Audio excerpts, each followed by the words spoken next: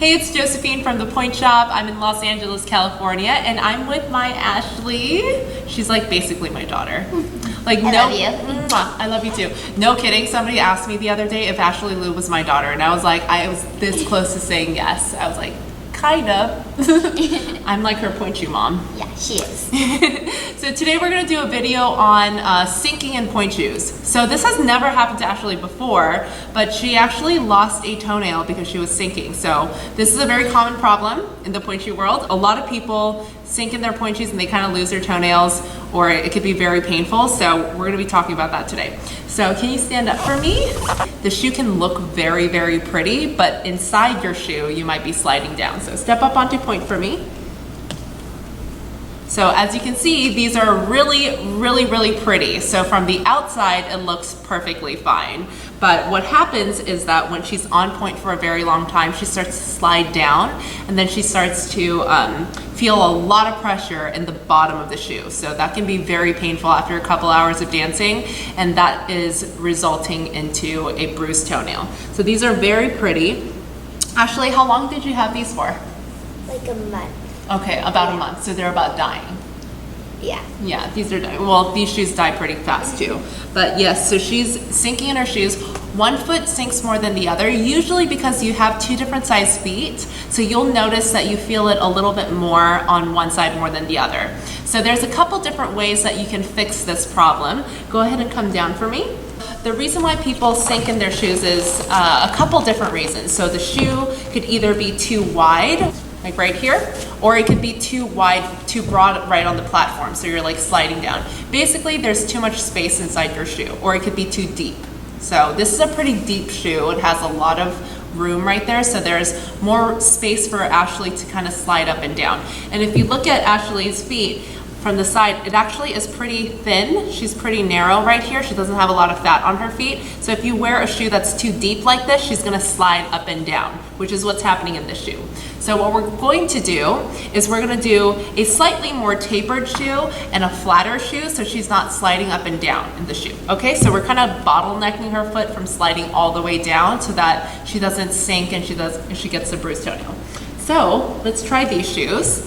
And as you can see, if you look at it from the side, you can see this shoe is much deeper than this one. This one's a flatter shoe. So if you want to tell your fitter, it's called a profile or a crown. So if you have a high crown, then that means you have a deeper shoe. If you have a low crown or a low profile, that means that you have a flatter shoe. So you want to keep that in mind. That's one of the main things that you want to consider if you're sinking inside your shoes, the profile. Okay, so we're going to do a slightly more tapered shoe with a lower crown, and it's sliding in a little bit tighter when she puts it on her foot because it's filling out the shoe a little bit more.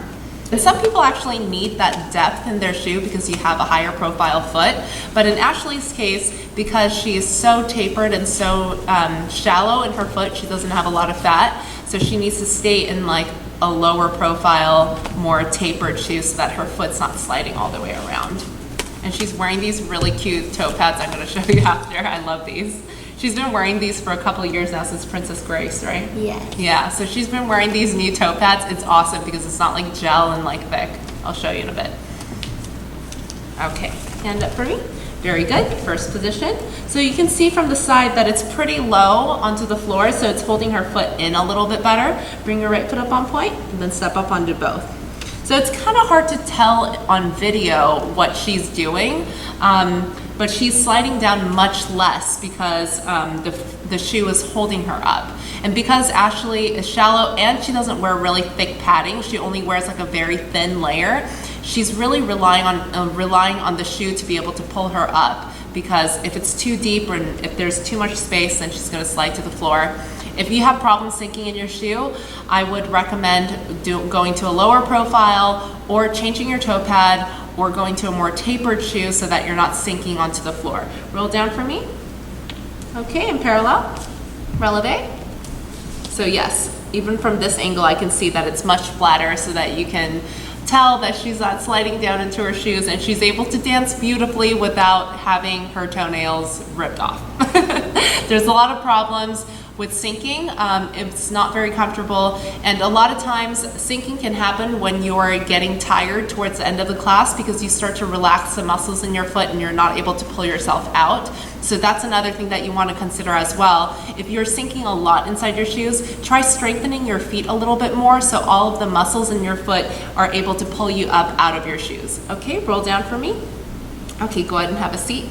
And then lastly, I'm going to show you what kind of toe pad she wears. Generally speaking, you've already heard me say this before, I like thinner toe pads because it keeps the shoe to your foot so that you're not sliding around that much.